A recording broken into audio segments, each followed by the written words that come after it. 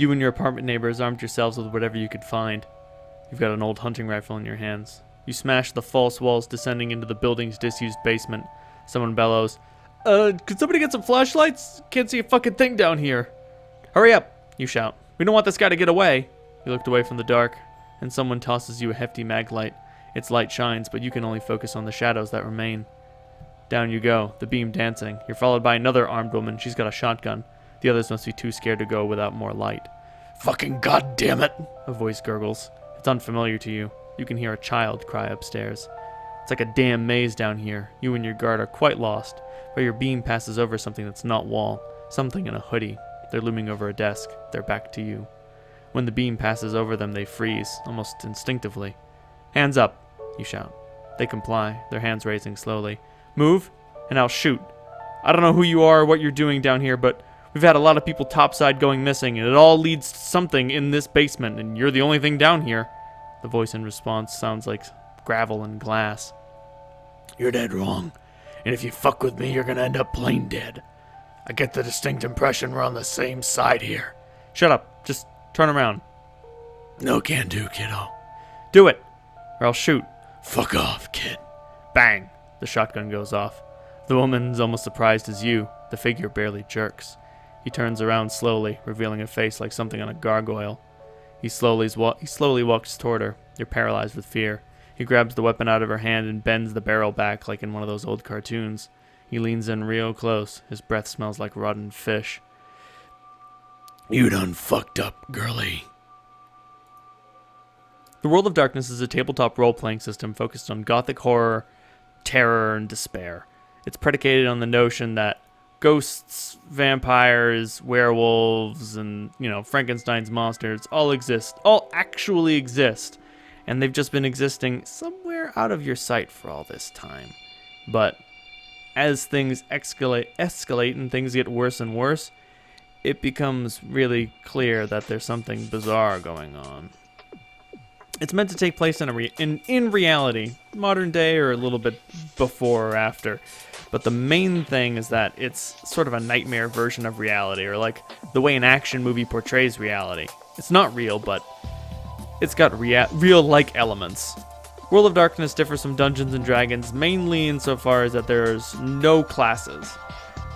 Your character won't be a cleric, and they won't be a level 10 rogue or a level 18 fighter or whatever. You have stats and points to distribute, but it's not like that. And the big thing is that there are not a bunch of crazy different color-coded dice. Everything in World of Darkness is done with D10s. See those? Those are D10s. You use those for everything. 8s, 9s, and 10s are successes. Everything else is a not success. If you roll 10, roll an additional die, because when you're hot, baby. How do you know how many dice you're supposed to roll? Well, it's simple addition, my friends. Let's look at a character sheet real quick, just to illustrate things easier. And you know what? We can make a character right now. Something simple. His name's gonna be Michael, because Michael's an average name. It's gonna be a 28-year-old cab driver in over his head. This is a role-playing system so simple that character creation is on the sheet. So when it says attributes 5, 4, and 3, that means we have the mental attributes, the physical attributes, and the social attributes. I'm gonna say Michael's a pretty smart guy, fair wits, and a decent resolve. Nothing great though. He's got a passion for the road though, so we're gonna give him high dexterity so he's really good at driving. Used to steal cars. Used to not steal cars, mind you.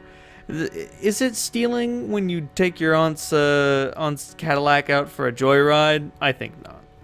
That being said, he's not going to be so good in social situations. He's not the best caddy, He brings you from A to B, but he doesn't have that magnificent small talk that other cab drivers have.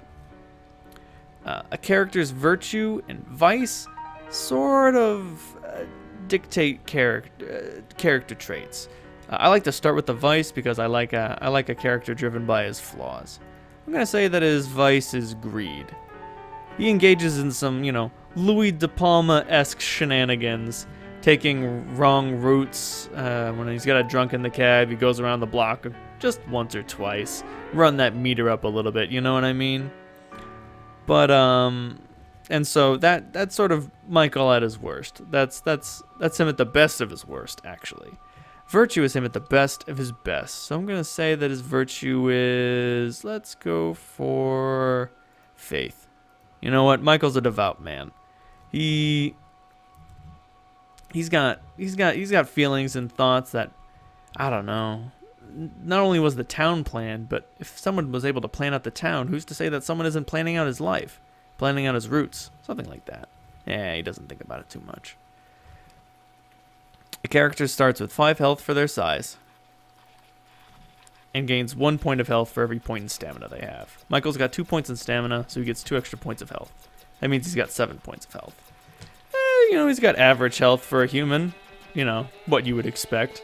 Nothing more, nothing less. When it comes to skills, he gets 11, 7, 4, and 3 specialties. So I'm going to give him 3 points in drive, focus on physical and social skills. He's not the most sociable character, but, he's gotten pretty good at socializing. But he didn't do too well in school, you know what I mean? He's got 1 in investigation just to run his scams pretty good. 1 in computer. Let's give him 1 in crafts. He's okay. He can do maintenance on his own cab, but he's not so good at it. And geez, you pick up so much political information when you're driving a cab. Yeah, you just pick things up here and there. You just know about things. So when it says they have 4 skill points, that means you have 4 dots to distribute. And similar with 5, 4, and 3, you have that many number of dots to distribute in each column. So we have 4, 7, and 11 dots to distribute in these 3 categories. Because I want him to be a physical character, so I'm going to give him more points in physical skills. Let's give him a couple points in brawl. Never know when you're going to have to kick someone out of the cab. Some points in survival. Assuming that this game takes place in Maine, he knows a thing or two about making it out there. Well, I don't know what else to give him, so I'm just going to increase the points in what he's got. And let's throw 1 in athletics. This man can drive. Skills, we got some points in socialize, so we're pretty good at schmoozing. You know what? We have 3 skill specializations, which allow us to sort of spice up our skills a little bit. So I'm going to give him points in schmoozing. In any circumstance in which he's making casual conversation or banter, he might be able to get a little bit more information than he otherwise would be able to. Besides that, he's got some points. Just give him 1 point in empathy. You gotta know what's going through someone's head when you're driving those roads. Let's give him a point in subterfuge. He's been running his sort of running around the block scam for a while, so he's pretty good at it. You know what? Let's give him 2 points in subterfuge. He's really good at it. And when you're out on the streets like that, you learn a thing or two about what's going on. As far as drive goes, one of my favorite specialties. It's not in the book, but I like to use it. Is called drive it like you stole it. In any situation in which he is making blatantly illegal maneuvers, driving it like he stole it, he'll get a +1 dice bonus. And, when it comes to brawl, if it takes more than 1 punch, you're doing it wrong. So, into the intricacies of combat for a quick bit. If a character uses an all-out attack action, they lose their defense, but they get 2 extra dice on the attack. So, Michael will get 1 extra die because, goddamn, he is really good at that knockout punch. But, on to how the game actually works. The game works by adding up the number of dots between attributes and skills to determine how many dice you roll. So let's say I am trying to punch a raucous cab guest. I look at my strength, I look at my brawl. That's 3 here, 2 here, 5 dots total. That's how many dice you roll. You roll 5 dice. 8s, 9s, and 10s are successes. Everything else is not a success. And the storyteller can add in situational modifiers to determine whether or not you do better or worse in the fight. So that's it for skills, attributes, and basically how you play the game. You do that for just about everything. We have some derived statistics. Willpower is resolve and composure. We have 2 resolve and 1 composure, so that comes out to 3 willpower. That's not a lot of willpower. Michael is a weak-willed man. Defense is the lower of dexterity and wits. Wits is 4. Dexterity is 4, and that's great, but he's only got 2 wits, so we only have 2 defense. Speed is strength and dexterity plus 5, so that comes out to 11. When it comes to our feet, Michael is actually pretty quick. What the hey? I don't know what happened there. His size is 5 because I don't want to make things too weird. And his initiative modifier is dexterity plus composure, so that comes out to plus 5. In World of Darkness, when you roll initiative, you just roll a d10 and you add your initiative modifier to that number. Initiative's not a very important stat. It just basically determines who goes first in combat. As far as merits go, we get 7 dots worth of merits. Now, all the merits are in the rule book, but I've memorized a few that we can use. I'm going to give him Stunt Driver, because, you know, he's a cab driver. He's going to be driving a lot, and you don't want to have to choose between, you know, punching a guy and driving. If you don't have Stunt Driver, if you try to do anything else besides driving, you are considered distracted, and one of those dice pools gets reduced to 0.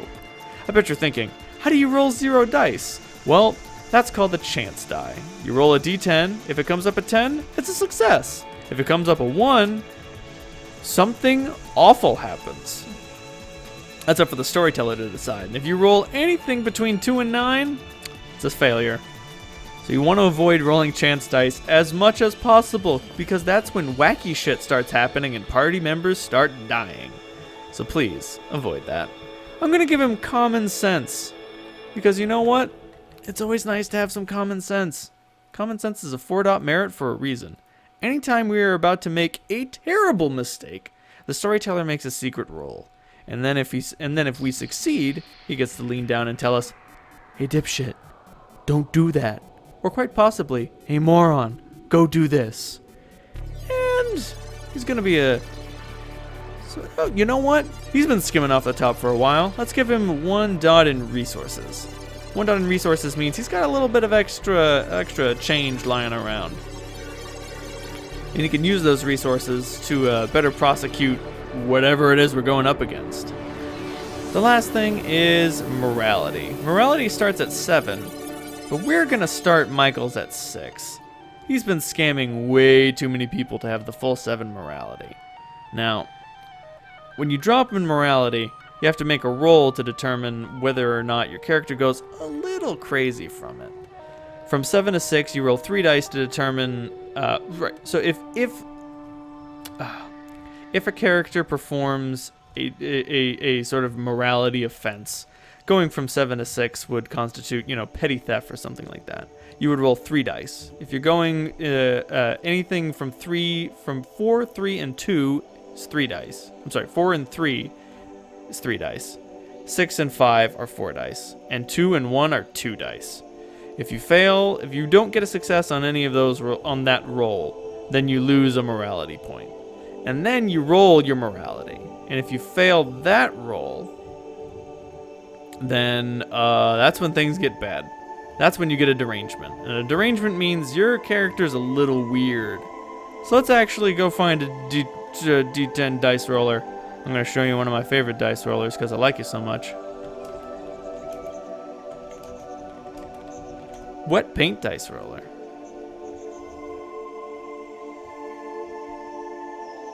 Is everything okay, Google? You gonna be okay up there? Cool.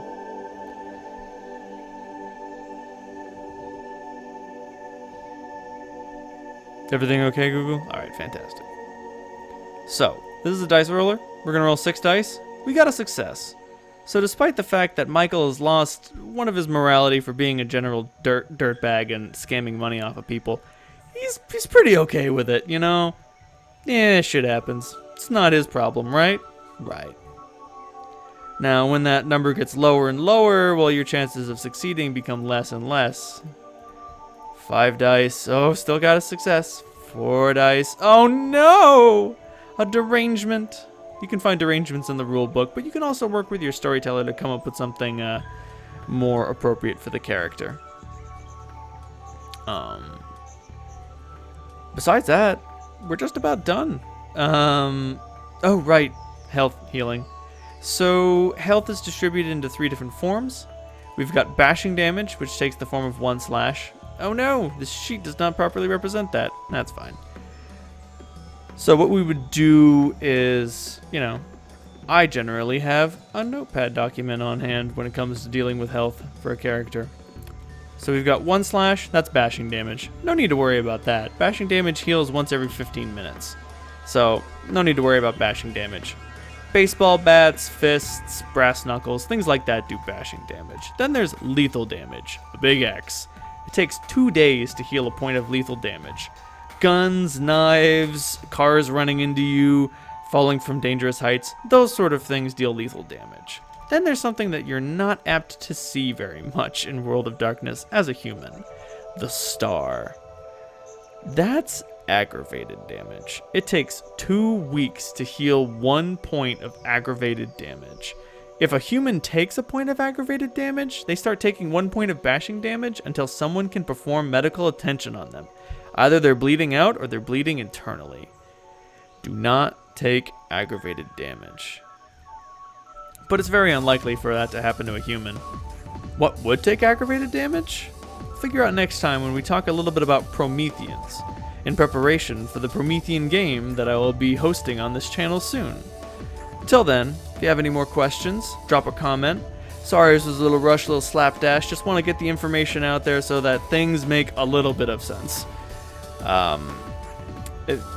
Drop a comment if I forgot to mention anything. If you liked what you saw, hit like. And if you want to continue the adventure to learn more about the World of Darkness system and Prometheans in general, please hit subscribe. And thank you very much. Have a good evening.